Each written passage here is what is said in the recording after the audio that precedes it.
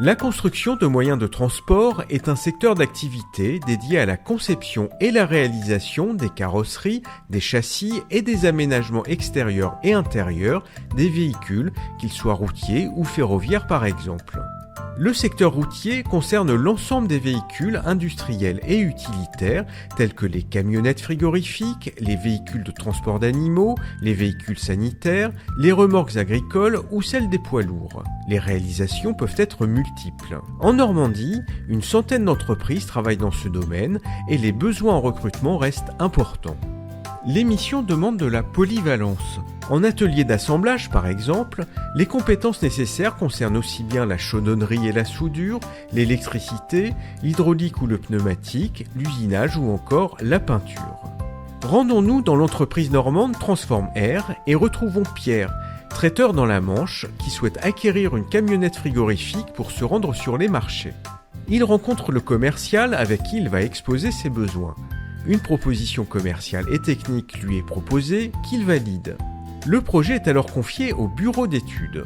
Morgane vient de rejoindre Transform Air juste après son BTS Conception des produits industriels. Elle accompagne le chef du projet et participe à la définition du produit et la conception des plans.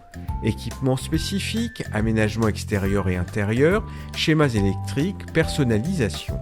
La fabrication des éléments et les assemblages vont se dérouler maintenant dans les ateliers de l'entreprise. Maxime, titulaire d'un bac pro en usinage, vient de suivre une formation complémentaire de constructeur de moyens de transport pour élargir ses compétences. Il maîtrise la lecture des plans et prend connaissance de toutes les étapes de réalisation du véhicule avec Morgane. Il se procure dans l'entrepôt toutes les matières premières nécessaires qui peuvent être de nature différente en fonction de l'aménagement, métal, matériaux composites ou encore du bois. Il faut construire maintenant la caisse de transport qui sera fixée sur le châssis du véhicule qui a été livré nu. Maxime réalise des pièces métalliques par usinage ou en chaudronnerie et les assemble par soudage si besoin. Il découpera et assemblera aussi des panneaux en bois et en matériaux composites qu'il faut pour constituer les éléments de la caisse comme les portes. Un impératif à chaque étape, vérifier la conformité de chaque pièce et veiller aux finitions qui ne doivent pas présenter de défauts. Une fois réalisée, la caisse est fixée au châssis. Les éléments électriques pour l'éclairage ou la sécurité sont branchés. Pour l'intérieur, Maxime fixe les différents éléments comme les étagères. Pendant ce temps, le groupe froid, qui a été fabriqué dans un autre atelier, est monté sur la caisse et les raccordements sont effectués sur le véhicule. Morgane va maintenant passer au contrôle.